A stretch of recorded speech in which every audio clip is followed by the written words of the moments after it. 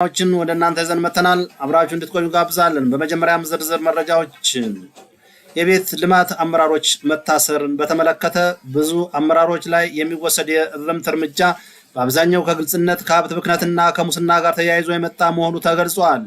ይህ ዜና በዘርፉ ላይ የሚታዩ የአሰራር ክፍተቶችን ለማስተካከል እንደ አንድ እርምጃ ጥሩ ቢሆንም በስራ ቅልጥፍና ላይ የራሱ የሆነ ተጽዕኖ እንደሚኖረው ተገምቷል።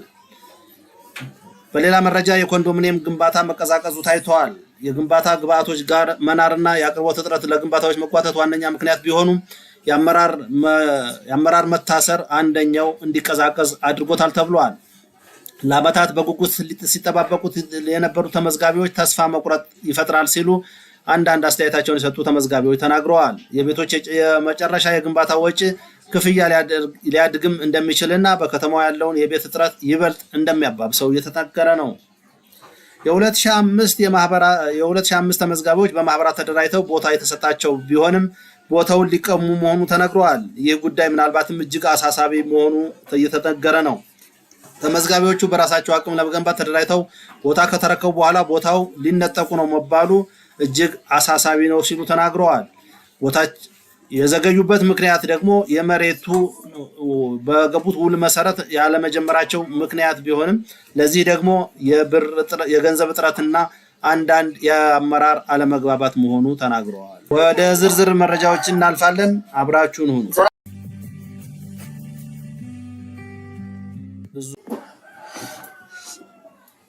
ሰላም ውድ የቻናላችን ቤተሰቦች እንደምን አላችሁ? ዛሬም ወደ እናንተ መረጃዎችን ይዘን መተናል። የዛሬው ለየት ያለ መረጃ ነው። እንግዲህ የኮንዶሚኒየም መረጃዎችን ወደ እናንተ ስናስተላልፍ መቆየታችን የሚታወስ ነው። ሰሞኑን ብዙ ጥያቄዎች በዝተዋል። ኮንዶሚኒየሞች ከዚህ በፊት በሰራ ነው መረጃ መሰረት አብዛኞቹ እየቆሙ ነው የሚል ባለፈው ሳምንታት በቤቶች ልማት ዙሪያ 100,000 ቤቶች እየተሰሩ እንዳልሆነ አብዛኞቹ የመሰረት ድንጋይ ከመጣል ውጭ እንዳልተሰሩ የተወሰነ ጥቆማ አድርገን ነበረ። በዚህ መሰረት ሰሞኑን እንግዲህ እንደሰማችሁት ወይም እንዳያችሁት አመራሮቹ ወደ ወህኒ ቤት እየገቡ ነው። ዋናው እንግዲህ የቤቶች ልማት አስተዳደር ዋና ኃላፊ የነበሩት እንግዲህ ቶማስ ደበሌም ወደ ማረሚያ ቤት መግባታቸው ተረጋግጧል። ከዚህ በፊት ብዙ መረጃዎች ስናስተላልፍ አንዳንዶቻችሁ የውሸት መረጃ የሚመስላችሁ ሰዎች አላችሁ። እኛ የውሸት መረጃ አናስተላልፍም። እኛ ትክክለኛና ወቅታዊ መረጃዎችን ነው ወደ እናንተ የምናስተላልፈው። በቤቶች ልማት ላይ የሚሰሩ ስራዎች አጀማመራቸው ጥሩ ይመስል ነበር፣ ግን ኮራፕት የሆነ አስተዳደር ያው መሀል ላይ ቆመዋል ማለት ነው። አብዛኞቹ የቆሙ ናቸው። በምስል በየሳምንቱ የሚያሳዩን ሪፖርት ላይ ግን አንድ ወይም ሁለት ሳይት በተደጋጋሚ እሱን ተደጋጋሚ እንግዲህ ብዙ ፎቶዎችን የህንፃ ፎቶ ያሳዩናል። ግን ህንፃዎቹ አሁንም በተደጋጋሚ የሚታዩ ናቸው። ተመሳሳይ ህንፃዎች ናቸው። በተለይ ወርቁ ሰፈር ያለውና ትልድምቱ ያሉ ህንፃዎች የተሻሉ አፈጻጸም ስለነበራቸው በተደጋጋሚ የምናየው እሱን ነው። ሌሎቹ ግን አብዛኞቹ በነበሩበት እንደቆሙ መረጃዎችን ስንሰጥ ነበር። አሁንም የተለየ ለውጥ የለም። ብዙ አመራሮች እንግዲህ ወደ ቢሮ እየገቡ አይደለም። የስር ስጋት ስላለባቸው ጥርጣሬ ውስጥ ስላሉ የተነካኩት ነገር ስለሚኖር አብዛኞቹ ስራ እየገቡ አይደለም። ትዕዛዝ እየተሰጠ አይደለም። ስለዚህ ቤቶች ልማት ኮርፖሬሽን አካባቢ ችግሮች ተፈጥረዋል። በዚህ ምክንያት የቤት ልማት እንቅስቃሴ ቆሟል ማለት ነው። እንግዲህ ብዙዎች ተስፋ ያደረጉት ከምርጫ በፊት ብዙ ቤቶች ይተላለፋሉ የሚል መረጃ ነበረ። ባለፈው እንደነገርኳችሁ ከ22 እስከ 25,000 ቤቶች ለመጀመሪያ ዙር በ2018 ማለት ነው ለመጀመሪያ ዙር ዕጣ ይወጣሉ ተብሎ ነበረ። በተለይ የ1997 እድለኞች ይሆናሉ ተብሎ ይጠበቅ ነበረ። በዚህ አካሄድ ግን የሚሳካ አይመስልም። ምክንያቱም በጣም እየዘገዩ ነው። አመራር እስኪ አንዱ ሲታሰር አንዱ ሲሾም በዚህ ሂደት ትክክለኛ ስራ ይሰራል ተብሎ አይገመትም። ከዚህ አንፃር ቁልፍ የሆኑ አመራሮች እንግዲህ በቁጥጥር ስር ውለዋል። በተለይ በአዲስ አበባ ከተማ በቤቶች ልማት ማስተላለፍና አስተዳደር ላይ እንግዲህ ከፍተኛ አመራር የሚባሉት የነበሩት እንግዲህ ዋናው የኮርፖሬሽኑ የማስተላለፍ ዘርፍ ምክትል ዋና ዳይሬክተር በመሆን ሲያገለግል የቆዩት አቶ ቶማስ ደበሌ ወይም ኢንጂነር ቶማስ ደበሌ ከአንድ ዓመት በፊት ደግሞ የአዲስ አበባ ቤቶች ልማት ኮርፖሬሽን ዋና ዳይሬክተር ሆነው ተሹመው ነበረ። ግን አሁን ደግሞ ወደ ዘብጥያ ገብተዋል። ይሄ የሆነበት ምክንያት ደግሞ ከሙስና ጋር የተያያዘ ነው ብሏል ከተማ አስተዳደሩ። አብዛኞቹ አመራሮች እንደታሰሩ መረጃዎች እየወጡ ነው። አሁን ይሄ መረጃ በይፋ ከመውጣቱ በፊት ግን ከ2 ሳምንት በፊት እኛ ይሄንን መረጃ አጋርተናችሁ እንደነበር እናስታውሳለን። ስለዚህ ተስፋ መቁረጥ አያስፈልግም። ተስፋ ላትቆርጡ ትችላላችሁ። ቤት የምትጠባበቁ ሰዎች ግን የቤት ልማት እንቅስቃሴው እጅግ የደከመ እየሆነ እንደሆነ ይህን መረጃ ወደ እናንተ ለማድረስ ስለፈለግን ነው። ከዚያ ውጭ ከተማ አስተዳደሩ በማህበራት ላይ እርምጃ ልወስድ ነው ብሏል።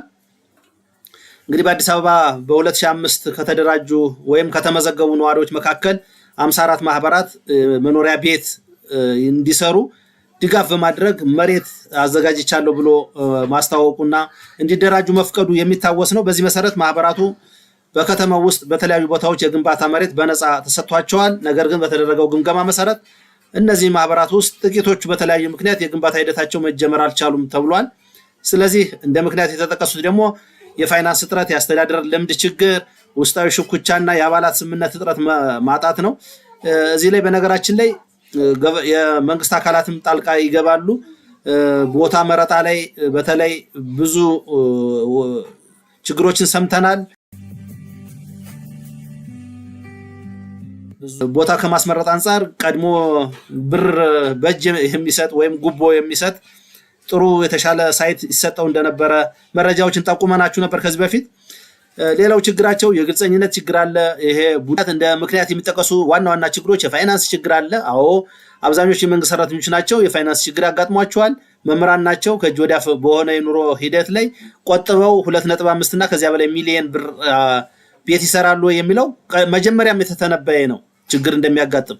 ሌላው የአስተዳደር ልምድ ችግር፣ ያንን ማኔጅ የማድረግ ውስጣዊ ሽኩቻ አለ፣ የአባላት ስምምነት እጥረት አለመኖር፣ ግልጸኝነት፣ ቡድንተኝነት እና ሌሎች ተመሳሳይ ችግሮች የማህበራቱ ዋና ዋና ችግሮች መሆናቸው ተገልጿል።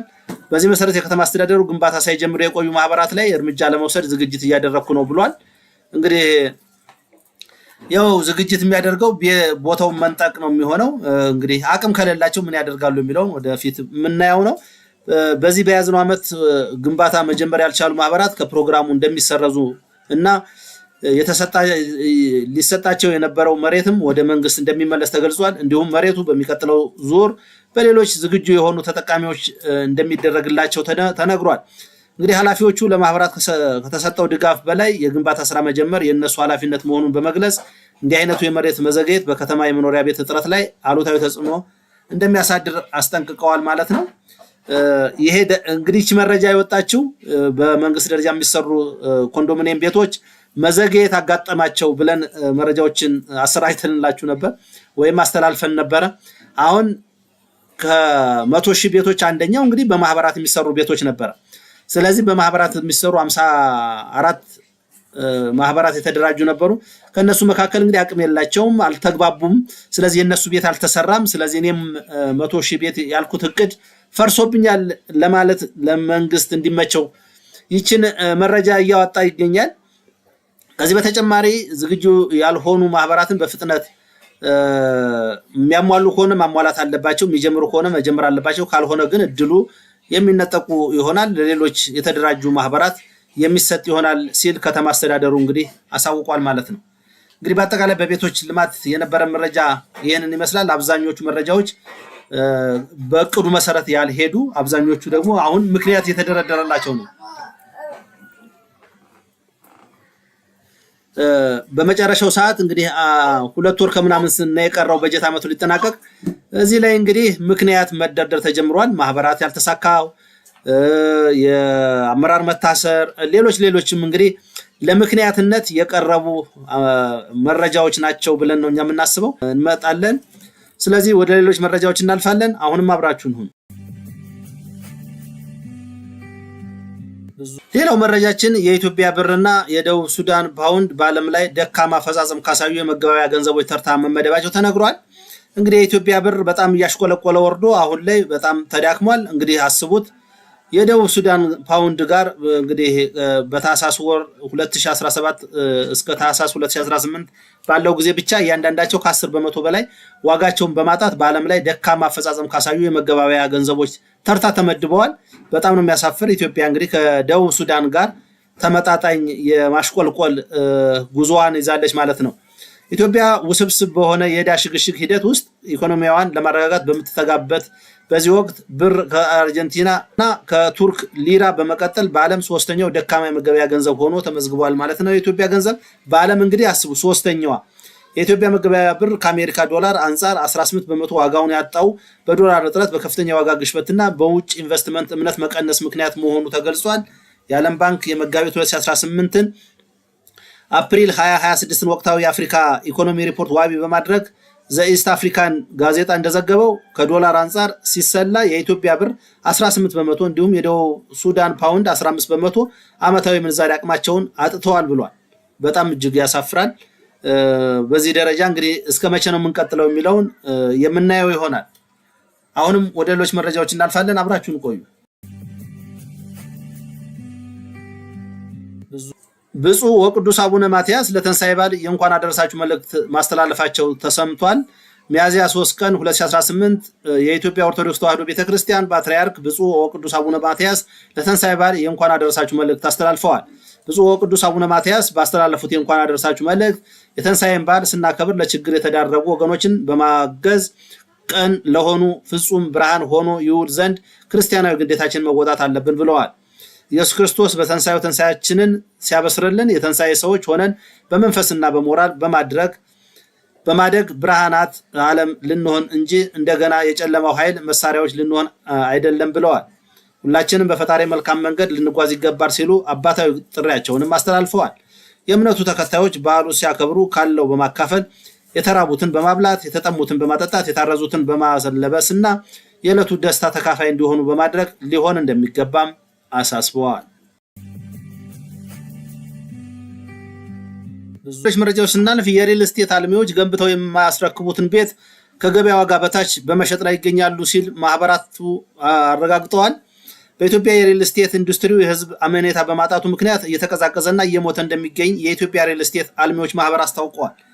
የማህበሩ ቦርድ ሰብሳቢ አቶ አለማየሁ ከተማ እንደተናገሩት የሪል ስቴት ኢንዱስትሪው የህዝብ አመኔታን በማጣቱ እንዳያድግና ወደፊት እንዳይራመድ እየሆነ ይገኛል ማለታቸውን ሪፖርተር ጋዜጣ ዘግቧል።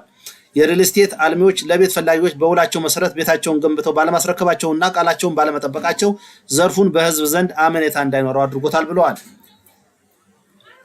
አቶ አለማየሁ አክለውም የሪል ስቴት አልሚዎች ገንብተው የማያስረክቡትን ቤት ከገበያ ዋጋ በታች በመሸጥ ላይ ይገኛሉ። ይህ ደግሞ በርካታ ገንዘብ ከህዝብ በመሰብሰብ ለክስና ውዝግብ መነሻ እየሆነ ይገኛል ብለዋል። አክለው አልሚ ለቤት ፈላጊው ማህበረሰብ ታማኝ ሆኖ ቤት ማስረከብ ባለመቻሉ ዘርፉ እየተቀዛቀዘና እየሞተ ይገኛል ሲሉ አስታውቀዋል። ማህበራቸው በቤት አልሚዎች ግዢዎች መካከል መተማመን እንዲኖር የሚያስችሉ ስራዎች እየተሰራ እንደሚገኝ አመልክተዋል። ማህበሩ ከተመሰረተ የአንድ ዓመት ጊዜ ቢኖረውም ከዋጋ በታች በውሸት ማስታወቂያ ገዢው እንዲጭበረበር ዘርፉ በህግ እንዲመራ የማድረግ ስራ እየተሰራ እንዲሆን ጠቁመዋል። በኢትዮጵያ የሚገኝ ማንኛውም ሪል ስቴት አልሚ ፈቃድ አግኝቶ በህጋዊ መንገድ እንዲንቀሳቀስ አሰራር ተዘርግቷል ያሉት ሰብሳቢው ችግር ተፈጥሮ ከተገኘ ፍቃድ የሚነጠቅበትና የሚጠየቅበትም ስርዓትም ተበጅቷል ብለዋል። በመጨረሻም ባል በመጣ ቁጥር 3 ሊትር ዘይት ባል በመጣ ቁጥር 3 ሊትር ዘይትና 5 ኪሎ ዱቄት ይዘው ፎቶ የሚያስነሱን አመራሮች ተበራክተዋል። ሰሞኑንም ያየነው ከአዳነች አቤቤ ጀምሮ ጠቅላይ ሚኒስትር አብይ አህመድን ጨምሮ ህፃናትን ሳይቀር ፊት ለፊት ካሜራ ፊት ደቅኖ 3 ሊትር ዘይትና 5 ኪሎ ዱቄት በማከፋፈል የዚች ሀገር በረከት እያመጣን ነው በማለት ሚዲያውን ሲያጨናንቁት አይተናል። ግን እውነት ይሄ ነገር አያስተዛዝበንምን? ከዚህ በላይ ምንም ልል አልችልም። አሳዛኝም አሳፋሪም ድርጊት በመሆኑ ሁላችንም እንደዚህ አይነት መጤ የሆኑ አመለካከቶችን ስንሰጥም መስጠት ነው። ተቋም እንደ ተቋም መስጠት ካለበት መስጠት ነው እንጂ ፎቶአችሁን ካልተነሳላችሁ ህፃናት ሳይቀር ቤተሰብን በሙሉ እያወጡ ፎቶ በመነሳት የሚሰጠው እርዳታ ከእርዳታም በላይ አሳቃቂ ነው ብለን እናስባለን። ውድ የቻናላችን ቤተሰቦች እንኳን ለትንሣኤ በዓል ዋዜማ አደረሳችሁ። መልካም ቀን